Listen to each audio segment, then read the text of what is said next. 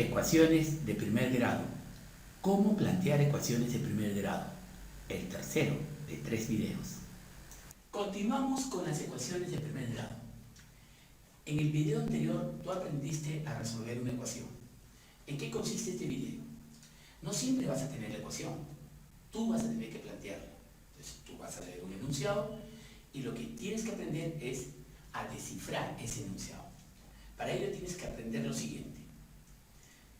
Veamos acá. Tenemos acá 4 expresiones. ¿Qué significa 2 por x? Significa el doble de un número. ¿Qué significa entonces 3x? Significa el triple de un número. ¿Qué significa 1/2 por x? Significa la mitad de un número.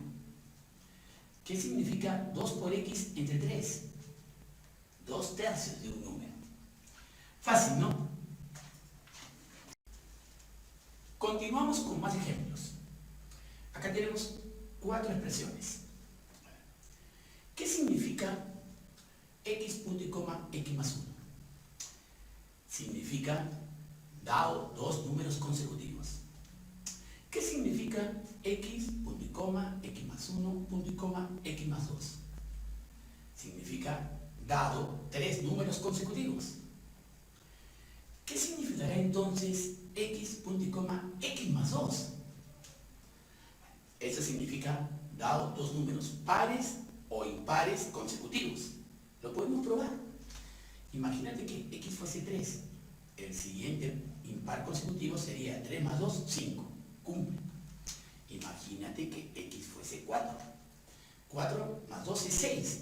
Justo son 2 números pares consecutivos. Y por último, ¿qué significa x más? He abierto un paréntesis, pero al momento de plantear una ecuación no es necesario poner este paréntesis. Lo hago para que puedan entender el enunciado. ¿Qué significa x más 1? Significa la suma de 2 números consecutivos. Fácil, ¿no? Continuamos con más ejemplos. A ver, tenemos otro grupo de 4 expresiones. Vamos a ver qué significa. ¿Qué significará x más 10? Significa un número aumentado en 10. ¿Qué significará entonces x menos 5? Significará un número disminuido en 5. Podemos combinar lo que hemos estado aprendiendo con lo que acabamos de aprender. ¿Qué significará 2x más 10? Significa el doble de un número más 10 o el doble de un número aumentado en 10. ¿Qué significará menos x? Menos x significa el inverso aditivo de x. ¿Qué significa el inverso aditivo? Por ejemplo, si tengo el número 3, su inverso aditivo es menos 3. Si tengo el número menos 4, su inverso aditivo, mire, está con el signo cambiado. Sería menos 4, o sea 4. En otras palabras, para hallar el inverso aditivo, solo tenemos que cambiar de signo. A ver, una más. El inverso aditivo de 10, menos 10. Fácil, ¿no? Continuamos con los últimos ejemplos. ¿Qué significará 1 entre x? 1 entre x significa el inverso multiplicativo de x. Es decir, solamente tienes que invertir el número. Por ejemplo, el inverso multiplicativo de 3 es 1/3. Así de fácil. Obviamente el número no puede ser 0, porque 1 entre 0 ya sabemos que no se puede operar. Bueno, una vez que ya sabes algunas definiciones, ya puedes plantear algunas ecuaciones. A ver, veamos algunos ejemplos. ¿Cómo plantearían ustedes esta ecuación? Yo creo que sería así. El triple de un número más 10 o aumentado en 10 es igual al número aumentado en 5 o el número más 5. Entonces, ¿cómo leerían esta ecuación?